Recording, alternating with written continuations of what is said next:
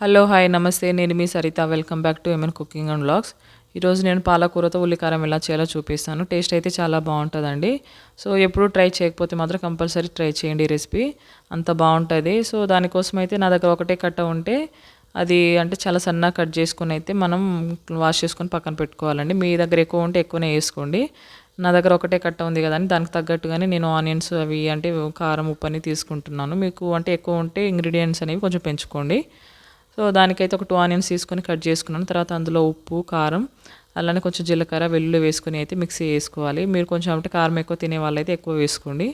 ఇలా వేసుకున్న తర్వాత ఇప్పుడు కడాయి పెట్టుకొని అందులో అయితే 1 టేబుల్ స్పూన్ వరకు ఆయిల్ ఏసుకోవాలి. మనకు 1 టేబుల్ స్పూన్ సరిపోతదండి. ఎందుకంటే కొంచెమే పాలకూర ఉంది కాబట్టి. సో, ఇప్పుడైతే ఒక హాఫ్ టేబుల్ స్పూన్ వరకు పోపు దినుసులు వేసుకోవాలి. తర్వాత ఒక 2 ఎండుమిర్చి ఏసుకోవాలి. ఇప్పుడు ఇందులో కొంచెం కరివేపాకు వేసుకొని తర్వాత ఇందులోకి ముందుగా అంటే మిక్సీ చేసి పెట్టుకున్న ఉల్లికారం వేసుకోవాలండి. ఇలా వేసుకొని అయితే ఒక 3-4 మినిట్స్ వరకు అయితే మనం ఫ్రై చేసుకోవాలి. అంటే అప్పుడే మనకు అందులో పచ్చి స్మెల్ అనేది ఉండదు. అలానే ఆయిల్ మొత్తం పైకొచ్చేదాకా అయితే ఉడికించుకోవాలి.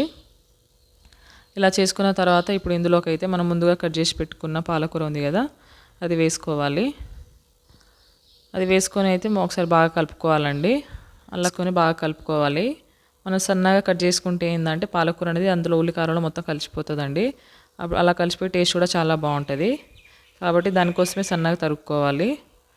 సో, ఎప్పుడు ట్రై చేయకపోతే మాత్రం కంపల్సరీ ట్రై చేయండి. టేస్ట్ అయితే చాలా బాగుంటుందండి. ఇలా ఒక 5 మినిట్స్ వరకు అయితే కుక్ చేసుకున్న తర్వాత ఇప్పుడు ఇందులోకి ఒక పావు టేబుల్ స్పూన్ వరకు పసుపు, ఒక హాఫ్ టేబుల్ స్పూన్ ధనియా పౌడర్ వేసుకోండి. ఇలా వేసుకొని ఒకసారి బాగా కలిపేసి ఇప్పుడు ఇదంతా ఉడికిపోయి మనకు అంటే ఆయిల్ అనేది పైకి వచ్చేదాకా అయితే ఉంచుకోవాలి.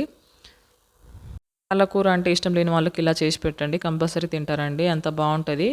సో, మనకు అంటే తక్కువ పాలకూర ఉన్నా గూడా ఇలా చేసుకుంటే ఏందంటే కర్రీ అనేది కొంచెం ఎక్కువై ఒక పూటకైతే ఇద్దరికైనా సరిపోతదండి ఇలా చేసుకుంటే. కాబట్టి ఒకసారి కంపల్సరీ ట్రై చేసేయండి మీ ఇంట్లో పాలకూర ఉంటే. వచ్చేసి మనం రైస్‌లో గానీ, చపాతీలో గానీ తినొచ్చండి. సో, టేస్ట్ అయితే చాలా బావుంటది. నిజంగా చెప్తున్నాను. ఎప్పుడు ట్రై చేయకపోతే కంపల్సరీ రెసిపీ ట్రై చేయండి. ట్రై చేసిన తర్వాత మీకెలా వచ్చిందో కామెంట్ చేయండి. ఇప్పుడు ఇలా వేడి వేడిగా సర్వ్ చేసుకొని తింటే చాలా బావుంటదండి.